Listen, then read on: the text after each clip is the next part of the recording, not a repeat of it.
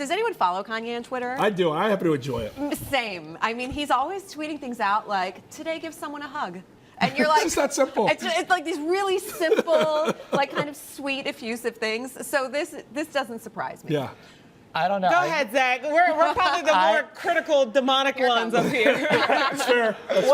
Nothing makes Yeezy cooler than seeing your mother-in-law's 20-year-old girlfriend wearing it. Like, I don't understand. But she's been ostracized from the family, so for him to try and bring her back in, I think it is pretty cool. I just assume that nothing with this family is like real drama until it's actually proven to be real. I assume it's all manufactured and considered. All manufactured? Yeah. I probably tend to agree with you on that. I think it's nice that they have a relationship. I think it is definitely unfortunate that Caitlyn Jenner doesn't seem to have a strong relationship with any of the daughters, really. Maybe Kendall and Kylie. For sure, he yeah. speaks Kendall and to, Kylie, but they do with remain anyone close. else that he raised, he was in their life very early on. He was raising them when I think Khloe was under, and Rob Kardashian, they were under 10 years old when he came Definitely into their a father life. figure after they lost their father. Yeah, he's been around a long time, so I find that unfortunate. But my biggest thing when you were telling the story is I'm just upset that Kanye's trying to sell these sweatpants and trying to make it look good and trying to make it expensive. This is the former model over that's here what has really this with the upsets me fashion. about Ugly this story. fashion is really in right now. It's sweatpants. Hence the jacket. It's sweatpants, yeah. okay? It's sweatpants. You're not going to convince me otherwise. I'm not paying hundreds of dollars for sweatpants. What I think is great about Kanye is,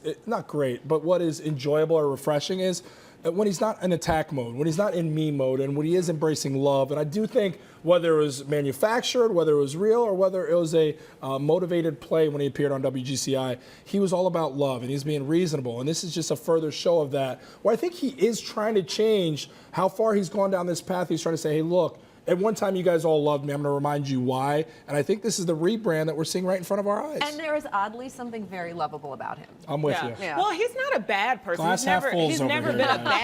Exactly. He's never been a bad person. He's just missed the mark. I mean, like several times. Oh, a lot he's of not times. like sad. Absolutely. You know? I mean, you get divorced, but I have Relationship not, transition Yeah, is a good I reason have for it. not wiped all of those photos, but instead my response is that, like, what I've learned is to be totally bland on social media because inevitably, like, Yeah. you If will you come- regret. Your you Instagram know. is objectively not that interesting. It's not. Like, It's pictures I of follow my dog. Madeline Albright on Snapchat, and it's way better. Right. That's, by the way, that's by design. It's And pictures so of that's- my dog. 'cause that's really that's interesting, all I though. will not regret. After you've had changes in your life, you feel like, oh, I don't want that to come back and have to be fodder for conversation. I Yes. might as well just stay bland. Why am I announcing to the world everything in my life? Because then they all care. And you know how interesting. sometimes I'm hoping everyone's kind of gone through this at this point, like you kind of want to go through a cleanse in life. Well, we spend so much time on social media, like why wouldn't that cleanse include social media as well? Like even if you don't have any major problems going on, in your life, a breakup or someone passing away or an old relationship, like you still just want a fresh start. Every Sunday morning, I have to do a cleanse of the things I posted the night before and do not recall. I'm like, oh God, that was a mistake. I think Susanna does make a great point. Like, look, when I post pictures of me and my fiance, I'm not posting like, this is the best love. I'm so blessed to have all this. I can never imagine a life without this. Because look, I do hope that we live a long, happy life together. But if that doesn't happen, people go back and go, remember when he posted that? So either just post the picture, but not some grandiose post that goes along with it, something that you'll regret. It's maybe always going back to. odd, too, when people make those grandiose proclamations on social media to like a spouse who's not even on social media. You know what I mean? And you're And like, it becomes completely showy at and that then you're point. like, wait a minute, didn't you wake up next to each other today?